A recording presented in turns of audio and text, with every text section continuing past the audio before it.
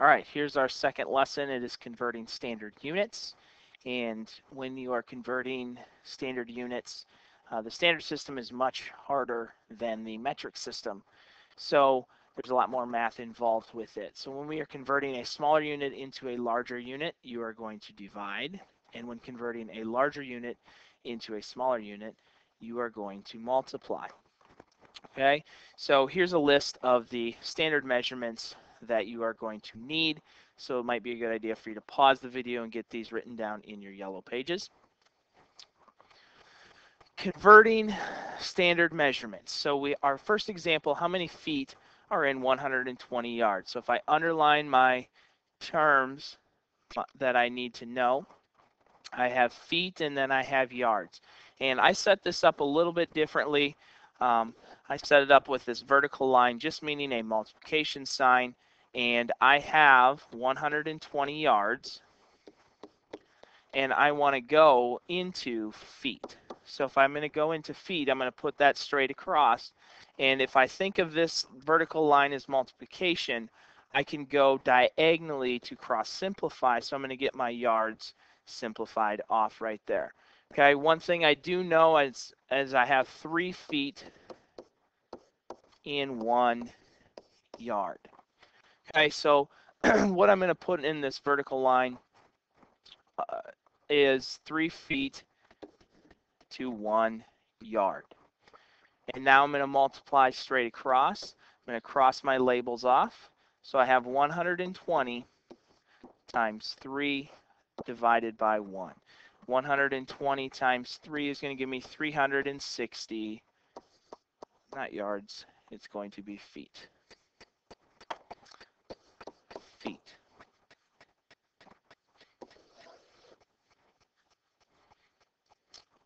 Example number 2, how many inches are in 60 feet? So again, I'm going to highlight my important material that I need to know. Okay, and let's write down what our conversions are. So I know I have 12 inches in 1 foot. Okay, so again, I'm going to draw my horizontal line, and then I have my vertical line. And for me, this box just represents the division of each individual part, so I can keep my labels separated. So if I have 60 feet, and I want to go to inches, so if I go 2 inches, you can just think of I'm going 2 inches, so I'm just going to go straight across, and then that leaves my feet at a diagonal location. So I can cross simplify my feet labels. Okay, so I have 12 inches in 1 foot.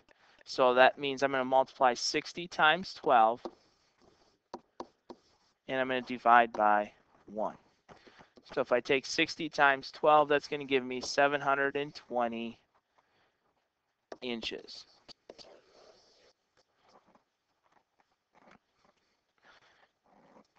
All right, hopefully now you're starting to get the hang of it. So what I would suggest doing on the next couple examples is pause the video and then see if you can do the conversion right there. Okay, I'm going to go from inches to yards. So I'm going from yards into inches.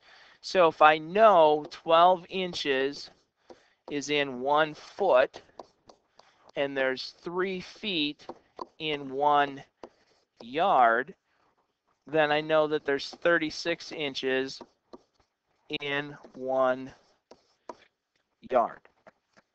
So if I draw my horizontal line and I draw my vertical line to separate the two things that we're going to put in here, I have my yards.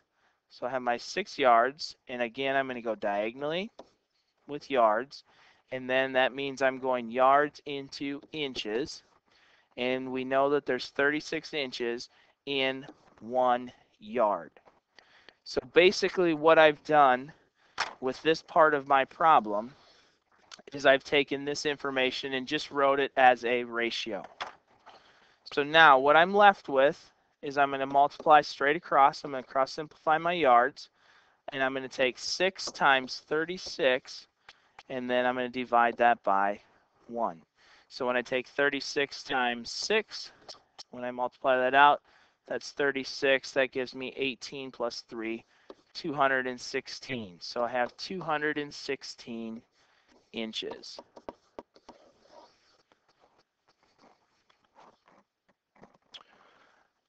All right, the next example, again, I would pause the video here and solve it to see how you do first. So I have yards and I have 651 feet. So if I know 3 feet are in 1 yard, okay, now I have 651 feet. I draw my little box to separate everything, and I'm going from feet into yards. So if I know I have 1 yard is equal to 3 feet, because again I'm going to stay diagonal so I can cross my labels off. Okay, now this horizontal line is going to mean division. So if I take 651 times 1, I end up with 651 over 3, which is the same as division. 651 divided by 3, so that goes in 2 times.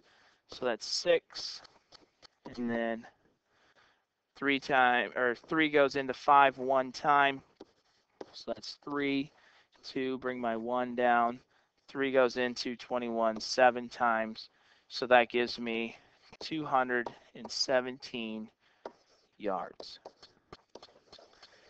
And one way to kind of justify if your answer looks like it could be right is if I'm going from feet and I'm going to yards, I'm going from a smaller measurement unit into a larger measurement unit, which would mean my number needs to be less than what I started off with. So if I started off with 651 like I did here, my answer comes out to 217, which is less than the 651.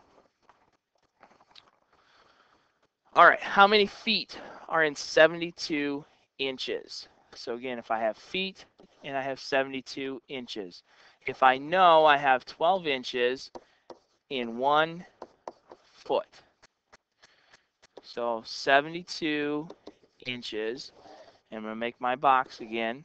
Inches goes down diagonal, and I'm going inches into feet.